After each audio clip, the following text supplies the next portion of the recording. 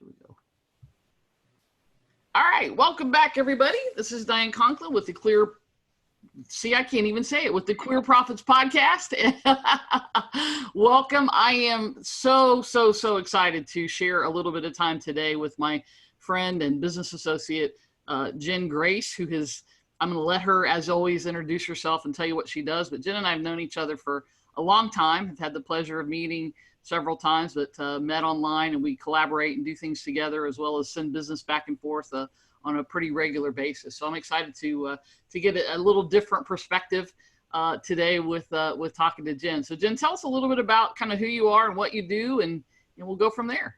All right. I like it. Well, thank you for having me. I'm so excited that you've started this podcast. Number one, I remember it was probably like maybe 6 or 7 years ago that I had you on my podcast, which I have not even recorded new episodes in probably 5 years. So it was a while ago, but I just remember that experience. It was awesome. So I guess high level, I have 2 brands. I have one that I'm much more focused on currently than in the previously, but some may know my name as the Professional Lesbian. So I began branding myself under that moniker back in 2012, when my primary focus was educating people around the LGBTQ community in whatever kind of sense that meant, with a real kind of clear focus on marketing, communications, business. So I've worked with a lot of Fortune companies, especially around financial services and insurance and manufacturing, where I've gone in and done trainings and, speaking and kind of educating people on the do's and don'ts, honestly, of how to effectively do business within our community. So I've had that business for, I guess, since 2006. I've done some tangential thing related to that, really kind of going all in on the Professional Lesbian in 2012. And then I wrote 4 books on the subject of LGBTQ in business. So again, business, marketing, and communications. And from there, everyone I knew was asking me, well, how did you do it? How did you write your book? How did you know what to do? How did you know how to hire an editor? And all of those questions. And then that very organically, very long story short, organically led into me now having a publishing company called Publish Your Purpose Press, which I founded in 2016. And that is really my primary focus as of right now. And so what are you doing with that? Are you writing books? Are you helping people write books? What are you doing with the press company now? It is a combination of both. So we focus on nonfiction books and memoirs. So we're really focused on how do we elevate the narrative and amplify people's messages who have some purpose-driven, impact-driven, mission-driven type of mindset. And they have, most of our authors have their own businesses. They're public speakers already. And so they're writing a book to kind of further that end objective, which is to really kind of amplify their message and get their story out more. And so we work with them in a few ways. I still do some individual work. It's very far and few between, but I'll do a lot of strategy work, one-on-one. We also have our PYP Academy, which is basically a group coaching program that goes over 14 weeks that really, it's very much like a boot camp of like all the things you need to know to really approach your book in a very strategic way to make sure it does align with your goals. And then of course we do actually do the publishing. So we handle all of the publishing as if any other, publishing house would do. Right.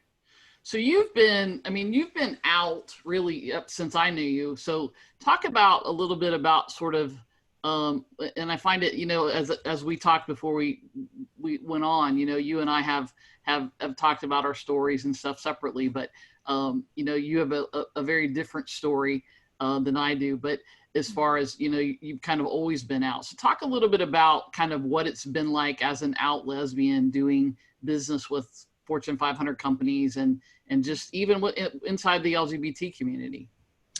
If I go back in time to the first corporate job that I had to come out in, that was really the basis of why I wrote my first book, and kind of the foundation of why I wanted to do kind of that advocacy work on a business level that I was doing. Because previous to, while I was in college, I had 3 jobs at all times, but they were all retail related. So I was in retail management, and in retail environments, being queer, no one cares. It's like you just kind of, you come out and literally no one cares.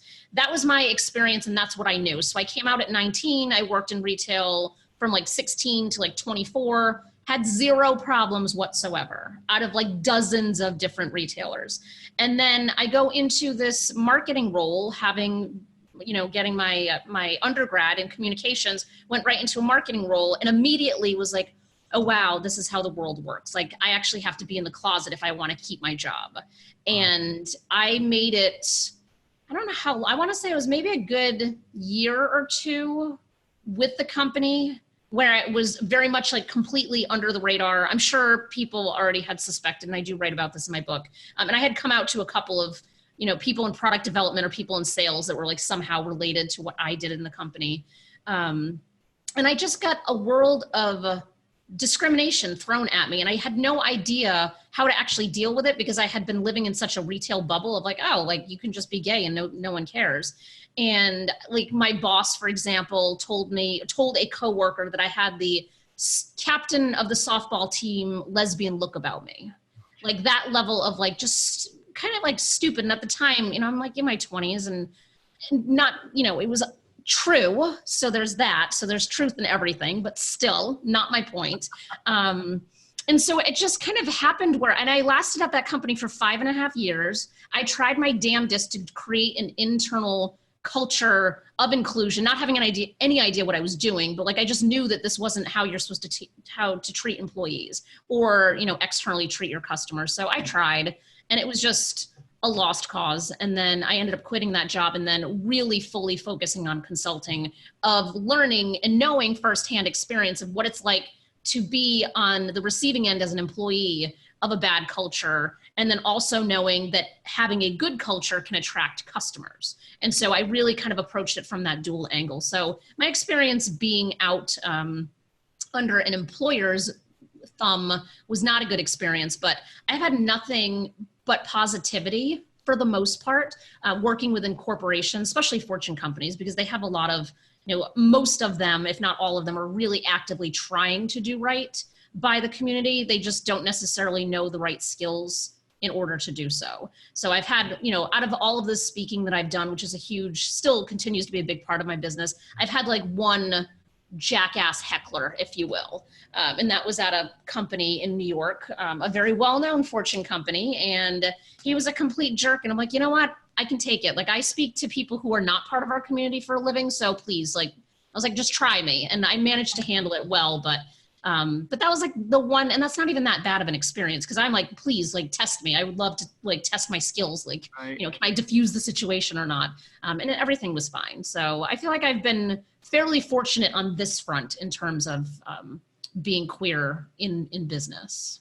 And, you know, it's interesting to me, you know, well, while we probably wouldn't have called it this or recognized it, maybe you did, but you know, now sort of the buzzwords it's all about diversity and inclusion, right? And you were really in that space before it was the buzzword, if you will, mm-hmm. right? Before people were really talking about the inclusion and diversity in the workplace, you were really in those places, you know, talking about and teaching them how to communicate and how to market to our, you know, to our community, you know, kind of before that. So I love that piece of, you know, and again, nothing negative with the fact that they're trend words now, but I just find it interesting that you were kind of doing this work even before it was the thing, if you will. So yeah, and I didn't even know what I was doing. I was kind of learning it as I went, and just trying to, you know, which is why I started my blog, which anyone is welcome to go check out. I have hundreds of blog posts and podcasts that are aimed around, you know, all of this in particular, because when I started writing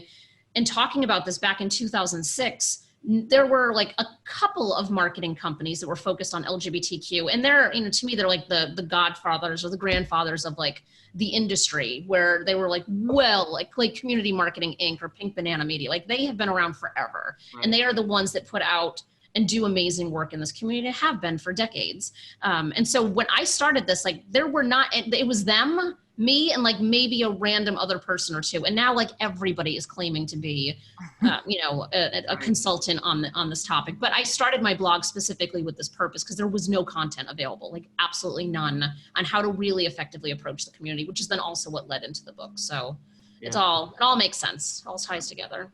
So with the publishing company now, are you working with just queer businesses, or are you working with all businesses?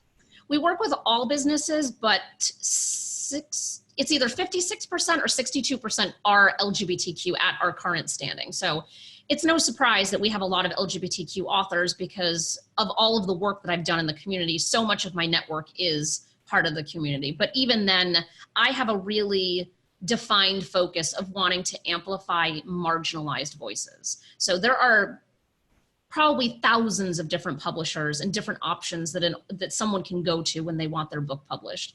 I want us to be kind of that, I don't want to say clearinghouse, but that place where someone who might be coming from some place of marginalization, whether it's based on their sexual orientation or gender identity, or if it's based on their race or even based on their religion, whatever it might be that they might be getting discriminated against for, I want us to be that knowledgeable resource who understands what they're going through, but we also have the strategic mindset to be able to help them kind of like, bust through the fray of all of the nonsense out there and all of the chatter that's, in against us, if you will. So there's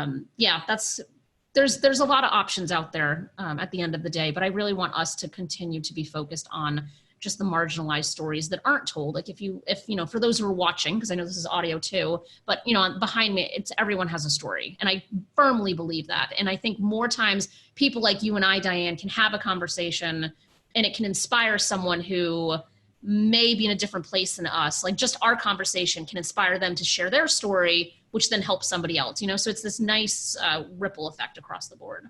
Yeah.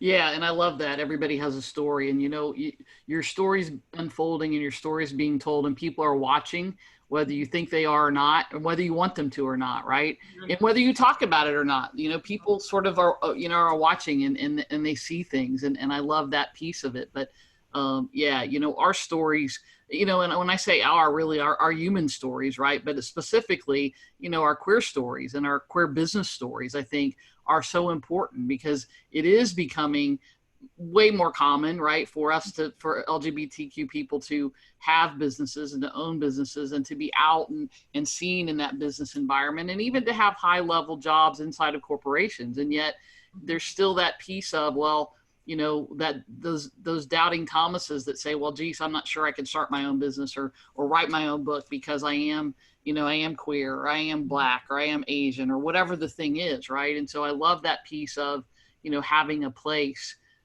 where people can feel comfortable and telling their story and sharing business axioms and mm-hmm. challenges and those kinds of things. So Jenn, talk for a minute about what you're seeing as either the challenges or the biggest positive things that are coming out of, you talked about the marginalized communities and that kind of being. So are there additional challenges to marketing those books and for those people to do business today? Or do you think it's the same as anyone else? I definitely think that there are added roadblocks and hurdles that people from marginalized communities have to deal with that others don't have to deal with. Like if we look at straight white men, right? So they're the ones that have minimal issues. And of course, that's all relative because they might be struggling with their own types of diversities or adversities behind the scenes that we don't know. But it's typically not the driving force for why someone might not buy their product or service, or why someone might not want to purchase their book. So when we're working with our authors, we're really thinking about who is that target reader ultimately, and how are you intending on impacting them? And so we kind of devise a strategy broadly and then narrow focus on how do we make sure that we're helping that author get in front of the right readers. Because I think a lot of times people come to the table and say, well, anyone can be my reader. And while yes, that may be true, from marketing, like that's not a good marketing strategy to say like, oh yeah, like I'm gonna hit up everyone. Right. So when we're looking at that, we're taking into consideration all of those different marginalized components and different areas of understanding, if someone's writing I'm trying to think of a good example, a leadership book, and they are coming from a queer vantage point, we don't want to be trying to then market their queer leadership book to an evangelical base. Like that's just not going to translate. But if you're working with a bigger publisher who might have an evangelical base, they might be thinking, well, how do we figure out, how do we make this book fit into this market. And that's like, to me, that's like one of the big things of, just evaluating, who do you want to have help tell your story? Because there are companies that will help you tell your story to your audience and your people, which is what we do. And there are companies that will help you tell your story to their people. And those are very, very different approaches. So I think from a marginalized standpoint, I do think there's still a lot of barriers to entry, specifically within the publishing industry for people. If you look at just even like a woman of color, like just the stuff that she has to do to get the attention that a straight white man may have gotten are drastically different. So it's no different than any other industry where we have to work harder. We have to be smarter. We have to be 10 steps ahead, and we have to be strategic, whereas someone else can just walk in off the street and just get the opportunity. Right. So yeah, I think it's still all there. Yeah, it's interesting, right? So it's the basic things that I talk about and that I teach all the time, right? Start with the end in mind, and once you know what the result is and you know who your target market is, then you can do all that planning backwards. Yeah. That it makes sense. The other interesting thing is in a previous podcast, and you can go check it out, but I interviewed Jack Henley, and he talked about how one of his big things is utilizing his as a white man, right? The privilege of being a white man, using that to help, our transgender brothers and sisters inside of our community. And he said, it's interesting because while I recognize that I have this privilege as a white man, then I have then I also have I'm a gay man. And so it was an interesting conversation that we had about sort of the combination of those things and use how we can use our privilege, right, as white people, even though we're lesbians, to advance. And so it's an interesting that you brought that up as well inside of this. So good.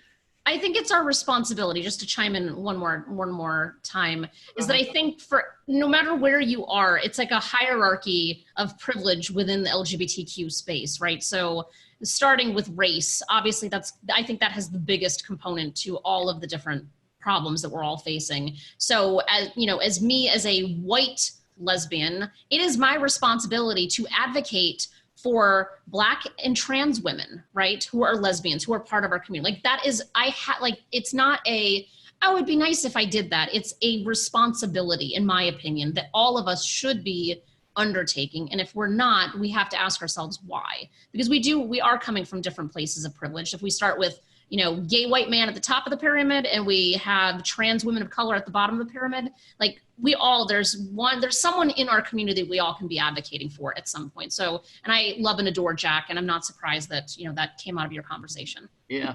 Yeah. Well, and, like we talked about, one of my goals with this, not only the podcast, but Queer Prophets in general is the inclusion part, is the community part, is how do we, and you and I have talked about this for years now, how do we come together as a community and help, the people who are in a different place on the hierarchy than we are, and how do we come together in our outings and at our conferences and those kinds of things. And, we're great at providing now this safe environment, but we're also still really good at, segmenting inside of our own community. And I like to be a force and a part of bringing that into a more, having more inclusion and having more diversity inside of, the queer community. So I think that's an important issue, and certainly something that I feel strongly about, which is why I'm trying to, to interview transgender people and gay men and people of color and all of that is coming, women, men, the whole thing, right? Because we are so diverse inside of our community. And I want people to see all sides of that and to know that, we can collaborate and do things together. And I think our community gets stronger when we do that. Yeah. And I wish that seemed obvious to everyone else, but it still doesn't seem to be, because we're all coming from our different bias and different perspectives and vantage points and all that stuff. But I would love for our community broadly to get to a place where it is just obvious that we support one another instead of fight with each other. Yeah, and it's funny because I've been in situations in networking events and things where I've been sitting beside a gay man, and something's been said, and he's leaned over and said, well, the rest of the guys don't get that lesbians end up being your best friends and that kind of thing. And I think there is this illusion, right, that because we're lesbian we hate men, or because we're gay men we have to be a certain way, or whatever, and it goes on, right? But it was funny because I chuckled because I just I don't even see that. I mean, it doesn't even register with me that somebody might feel that way, oh, she has a vagina and I have, something else. Well, so what? We're all people, Yeah. Yeah. So, yeah. So, Jenn, if somebody were, typically I would ask this question if somebody were starting a business, but because you're doing the publishing thing, let's ask this. If somebody thinks, the big thing these days is you need a book, you need a book, you need a book, you need a book, right? And I happen to believe that a book is a good thing. It's not, I don't think everybody needs a book, but that's a whole nother discussion. I just think it's appropriate at different times throughout our business career, not always the first thing that you would do, right? And so many people try to push people when they first get started in business, you need a book. Well, maybe, but probably not.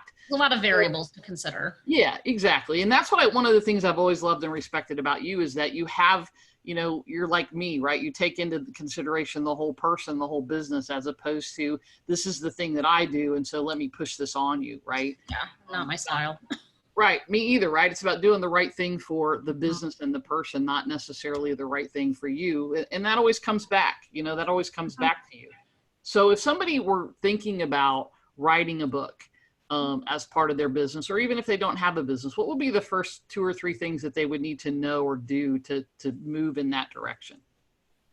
So this won't come as a surprise as a fellow marketer, but really understanding who you're writing for and why you're writing it, I think are the 2 kind of primary drivers to really be thinking about. Because as you said, and so often I have conversations with people where I'm not a hard salesperson. When the right person is in front of me, like we both know it. And so often I have conversations with people that I'm like, you know what, now is not the right time for you. I think you should be focusing your efforts on X, Y, or Z first, then either gain experience or gain knowledge, figure out a way to document it, and then come back when the time actually does feel right. But because that's my mindset where I feel like I'm always coming from a place of service, where I want to just, especially within marginalized communities, because there are not enough resources that are aimed toward us. So I have it's called our Getting Started for Authors Blueprint. And so it's a PDF guide that links to different videos, and there's audio and all kinds of tips. And what I do is I hand this out to everybody. So that's a good step 1 if anyone's actually interested in that. If you're on your phone, if you text the word publish to the number 345345, you'll be able to download it. It's in your inbox. But that has kind of the getting started points of like, what should you really be thinking about? But I think you really have to have clarity on, no surprise, what your purpose is. Why are you doing this? Because if you don't have clarity on that, the amount of money and resources that will go flying out the window faster than you realize it's intense. So you really want to make sure that, does a book really actually align with what I'm doing? Are you trying? And I know I'm interrupting you, but I want to just clarify just really quickly, right? So what you're talking about, although you use the word purpose, this isn't about your big life purpose, and this isn't about your purpose for being on, because I think sometimes we get that confused, and people, I see people all the time sit and spin their wheels. Well, I don't know what my purpose is, right? It's the alignment piece. It's what do you want out of the book? Why are you writing the book? And so I just want to make sure that we have that as the clarity piece, because I see so many people get so caught up in, I don't know what my purpose is, and it stops them, as opposed to, what is the reason that you're writing this book? Where do you want to take it? What do you want it to accomplish? Yes. So I know I interrupted you, but I wanted to just clarify that piece. No, that's a good distinction. It's like thinking about a car tire. Like, what's the purpose of a car's tire? It's to move you forward. Like, we're talking about like that type of purpose, not, what's the meaning of life? But, but having that clarity on, you really need like epic clarity on what is it that you are trying to accomplish? What message are you trying to instill in your reader? What action do you want them to take as a result of having read what you wrote?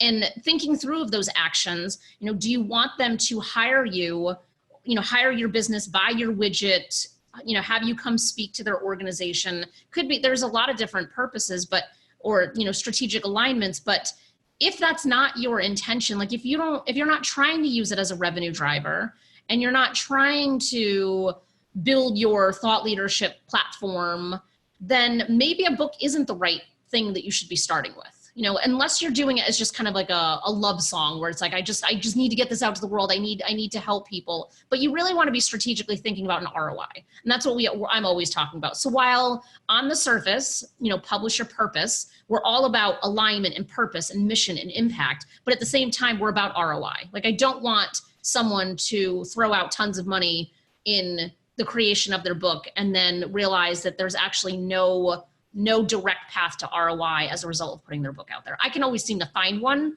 but there's some that are a lot stronger than others. So, really thinking through. It's the same thing with any other marketing thing you would want to be thinking about, like a website or advertising or any number of other things. You just really want to make sure, I'm going to put my time, effort, and energy into this. How am I going to get my money back as a result of doing this? Right. So in case there's someone listening or watching that doesn't understand ROI, return on investment, right? So in other words, you want to at least break even.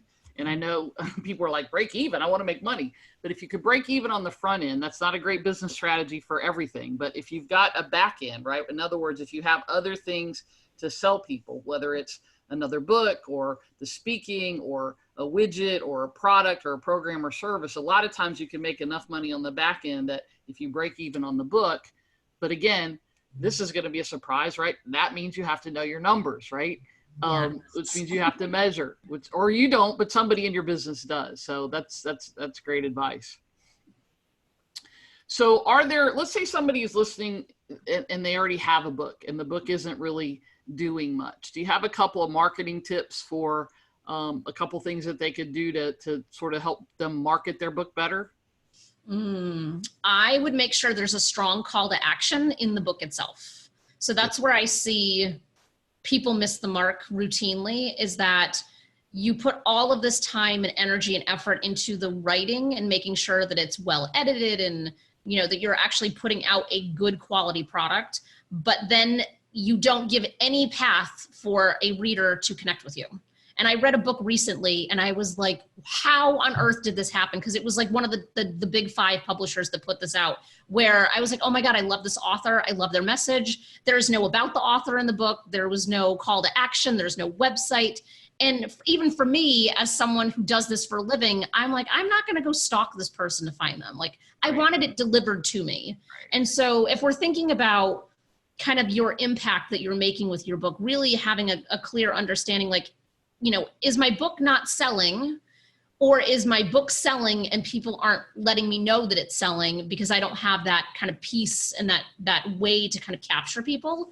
And then if the book isn't selling itself, if I were in this position where I had a book and it's not selling, I would have a couple of people read it, like really strategically select a few people in your life to read it and have them be brutal with how they feel about the book. Because a lot of times we'll ask a close friend or a family member and they'll be like, oh my God, it's so great. But they fail to mention that it's littered with typos, or they fail to mention that they can't fully wrap their head around what your main point is. And so you need people that are going to be a little more brutal to say, your book's not selling because it's, you can't comprehend it because it's not written well.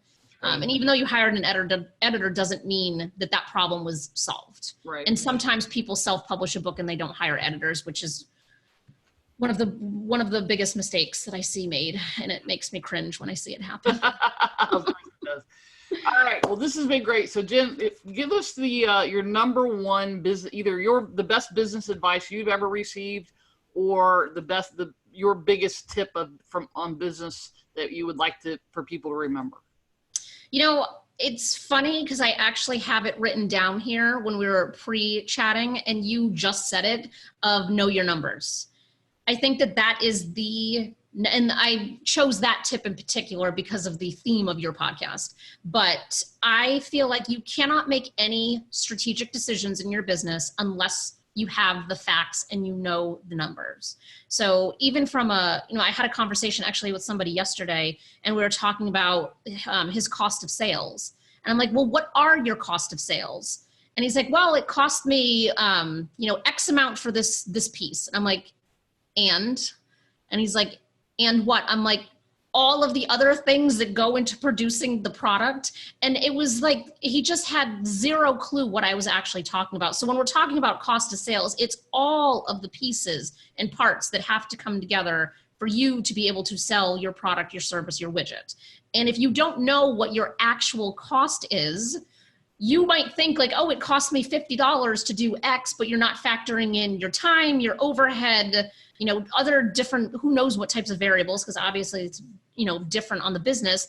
And then you could be selling your widget for $45 when really your cost is like 110. Yeah. And so you're constantly in the red because you didn't know that. And so it doesn't have to be, in my opinion anyway, it doesn't have to be a complicated thing. It could be a very simple spreadsheet that has all of the different line items broken out. And then you can look at it and say, all right, my costs are actually 110. That means my product should probably be at least double that. My price should at least be double that, if not maybe a little bit more, instead of underpricing yourself. And I've seen a lot of businesses really hurt by not having that information. And one of the things I think that sometimes holds people back from knowing their numbers is, well, I don't do numbers, right? I don't like numbers. Okay, well then hire a bookkeeper, an accountant, even if it's part-time, or run a report out of your CRM or something. But you've got to know your numbers. It's so critical. It reminded me, we were talking about that. I was sitting in a mastermind meeting here locally a few weeks ago, and we were talking about profit margins. And one gal said, well, I think I'm at about 80%. And the other 9 of us at the table all started laughing. And she's like, what? And we're like, there's no way you have 80% profit. There's just no way based on what you do. And I don't know any business, even a business you run out of your house that's all digital is probably not at an 80% profit margin. And so it's knowing that, it's not just making stuff up, right? Because you want to come up with some numbers. It's knowing that and having those. And you don't have to do it. If you're not a numbers person, then let somebody else do that piece in your business, but it is critical. So, but I think you kind of have to force yourself to be a numbers person to some degree. Like, I am not a numbers person. I'm good with financial spreadsheets, but like asking basic math, like that is not my strength. But I have a good accountant. I have a good bookkeeper, but I have forced myself by reading books around understanding profitability and calculating these things, and just have forced myself to track it on a weekly basis, because then you can actually see where there's holes in your process. Or, like if you know that, all right, for every 10 sales calls I make, I close 3 of them, you can project out way easier when you have that data versus just kind of like, well, I talked to a dozen people. I don't know, like, so right. You don't have to be a numbers person to know your numbers either. Like, you just have to have some basic, like I do it on Sunday nights. That's my thing, is that on Sunday nights, I just go back for the week and calculate everything. And I'm like, all right, where am I at? Where am I trying to go? Why is there a big difference? What happened differently this week? And just kind of analyze. And it takes like an hour. It doesn't have to be, painful, which I think most of us just associate numbers with pain, which, right. I have as well. So I'm just as guilty. We all are at some point, right? When you know better, you do better, as Maya Angelou would say. Yeah. So what do you think? Give us the best either social wisdom that you have, or the biggest sort of social thing that you think is sort of the next issue, facing our community. I feel like my answer to this, I'm not sure. Like, I feel like in my head it ties. You might have to help me connect it for your people. I think from a social standpoint, but from a business and entrepreneurial standpoint, going back to like the whole responsibility from that hierarchy standpoint, I think in business, we have so much more power than we realize. Yeah. And we have to use that power in ways that we know we can make an impact. So if you're like, as a social enterprise, we want to be thinking about, how are we leaving this earth better than what, how we might have found it? So it ties to LGBTQ, but it's also all of the other things that we believe in, that we're passionate about. And right now I'm working on my B Corp certification, which is a very arduous process of just showing and proving and documenting that your company is built for sustainability and for giving back and for helping support the environment and social causes. And there's just a lot that kind of goes into it. And so it's bigger than just saying, oh, here's this, we got marriage, now we're focused on this. I think there are people and places and things that should be focusing on this, but we as individuals, we need to be aware that this is happening and be contributing when relevant. But we can make such a bigger impact just in our day-to-day business lives, whether we're employing one person or 1,000 people, in those hiring practices, in those employment decisions, in the policies that we create internally, in the companies that we support. All of that has a bigger focus and impact, I think, in a lot of ways that we just kind of like throw aside of like, oh, well, I'm just a solopreneur, or I only have a couple of people. What difference can I really make? And the reality is that we can make significant differences simply because we are entrepreneurial and we have businesses and we have a lot of power that we either don't recognize or we don't know how to wield properly. So I think that ties to what you were asking, but that's my vantage point. Yeah, no, I love it. And, that's, again, one of the things I really want to do with this is, form that community. And I think there's power in numbers, right? I mean, there's power in having this community and being able to go out to, get grant money that can be shared between businesses I think there's a lot of resources that we miss out on because we don't have sort of a big community that we can say that we have strength in numbers in this, or, and I'm not talking about corporate sponsorship, although certainly that's part of it, discounts and that kind of thing. But I think from a bigger picture, we can have a ton more impact as a group of 1,000, right?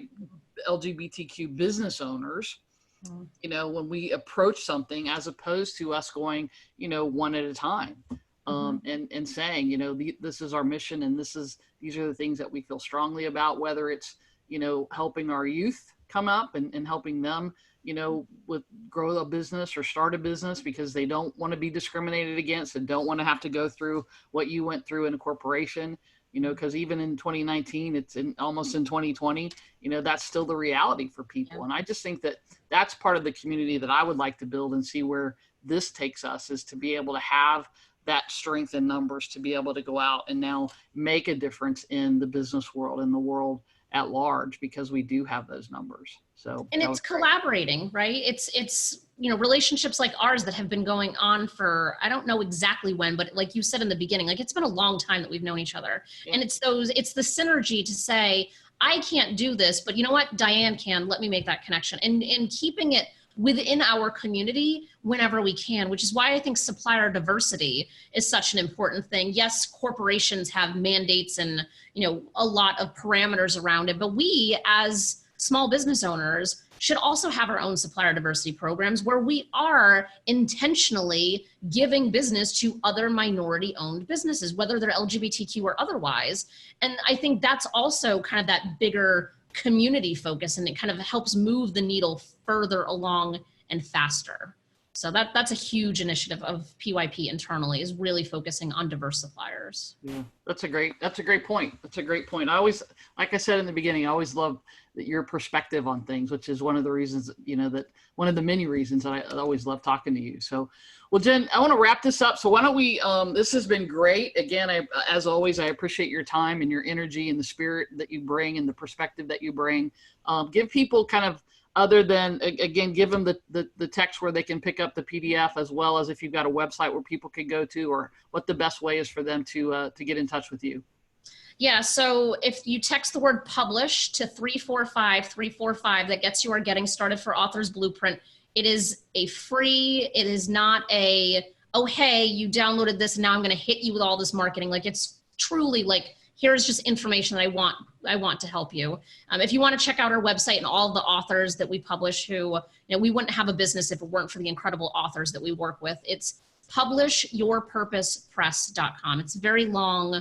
It's a pain, but it is what it is. You can definitely go there and check out our authors. And then my website that I was talking about in the beginning with the LGBTQ stuff is Jenn with 2 N's, tgrace.com. And there's just hundreds and hundreds of things to read and listen to and check out. Perfect. Well, this has been amazing. Again, thank you as always. I appreciate your time and your energy and all of that. I'm Diane Conklin with queerprofits.com. And remember, the things that we stand for are 3 things always: inclusion, community, and growth. We'll see you next time.